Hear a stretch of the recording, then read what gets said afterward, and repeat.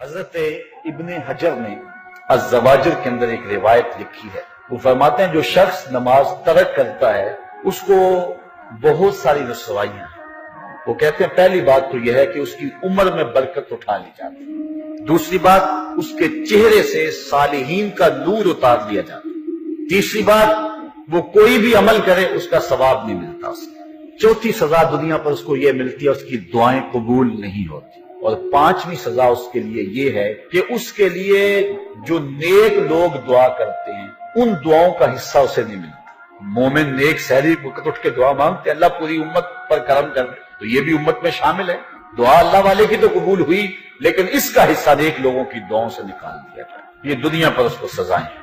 اور جب وہ مرنے لگتا ہے نزا کے وقت تین اس کو سزائیں ملتی. ایک تو بھوکا مرتا ہے, دوسرا پیاسا مرتا ہے, تیسرا ذلیل ہو کے مرتا ہے.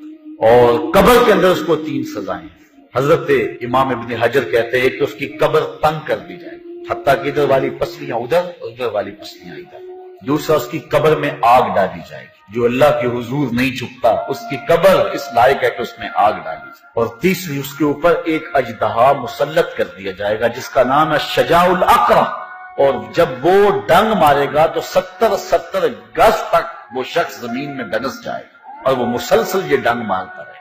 اور کہا کہ تین سزائیں اس کو حشر میں پہنچیں گی. ایک تو اس کا حساب سختی سے لیا جائے گا. دوسرا اللہ تعالیٰ جل شانہ اپنے قہر و غضب کا اس پہ اظہار کرے. اور تیسری اس کو سزا یہ دی جائے گی کہ اس کو جہنم میں ڈال دیا جائے گا. میں اور آپ آج کی اس بزم میں یہ پختہ عزم کر کے اٹھیں کہ آج ہم خود بھی اور اپنی اولاد کو بھی اپنے دوستوں کو بھی. میرے والد گرامی فرمایا کرتے تھے جس سے دوستی ہونا اس کی انگلی پکڑ کے دین کی راہ پہ لے آؤ. یہ دوستی کا حق ہے. اس کے لیے آپ بہت کچھ کرتے ہیں لیکن اگر اس کو دین نہیں دیا تو کچھ نہیں دیا. کوشش کرو میرا دوست ہو اور جہنم میں جائے. والدین بچے کے مستقبل کے لیے کتنی کوشش کرتے ہیں, لاکھوں روپیہ لگاتے ہیں مستقبل ٹھیک ہو جائے. یونیورسٹیوں کے اندر کالجوں کے اندر کتنی بھاری فیسیں بھرتے ہیں. میں نے دیکھا بوڑھا باپ اپنی کمر پہ بوریاں لاد کے مزدوری کرتا ہے. مائیں اپنا زیور بیچ رہی ہیں کہ اولاد پڑ جائے. میاں اتنا کچھ کیوں کر رہے ہو کہ مستقبل ٹھیک ہو جائے. یہ مستقبل کتنا ہے 20-25 سال کا. اور جو اصل مستقبل ہے اس کی فکر ہی نہیں کسی. اصل مستقبل تو وہ ہے. اللہ اکبر. کسی کا انٹرویو ہوتا ہے لوگ کہتا ہے جناب دعا کرو کہ اس انٹرویو میں وہ کامیابی سے گزر جائے. میں کہتا ہوں جب قبر میں اترتا ہے پھر کسی نے آ کر کبھی نہیں کہا کہ دعا کرو مشکل گھڑی آ گئی ہے خیریت سے گزر جائے. اصل امتحان تو یہ ہے. اگر اس امتحان سے گزر گیا تو کامیابی اور بامرادی. یہ تھوڑا سا مستقبل دنیا کا اس کے لیے ہم کتنے پیسے لگا دیتے ہیں. سب کچھ اولاد کو آتا ہے, ہر شے فر پڑھتے اور بولتے ہیں, دعائے قنوت بھی نہیں آتی ہوتی. تو ہم اپنی اولاد کے لیے دین کا تحفہ اس کو کبھی نہ چھوڑیں. اچھا بعض والدین کی ایک سستی ہے, وہ آتے جناب تعویذ کر دو ہماری اولاد نماز نہیں پڑھتی. کہتے جی ہماری تو چلو گزر گئی ہم تو نہیں پڑھتے یہ تو پڑھیں. میں کہتا ہوں یہ کیوں پڑھیں جب تم نہیں پڑھتے.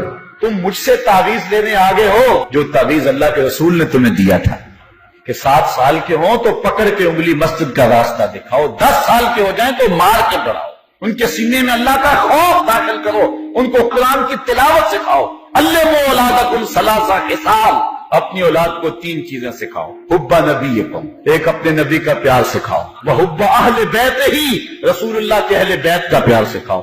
وتلاوت القرآن, اور قرآن کا پڑھنا سکھاؤ. چھین لو سیڑھیاں ان کے ہاتھوں سے گانے والی, چھین لو ان کے ہاتھوں سے ناول اور ان کے ہاتھ میں قرآن دے دو. کتنے خوش نصیب دن تھے, گلیوں سے گزرتے تھے گھروں سے قرآن کے پڑھنے کی آواز آتی تھی.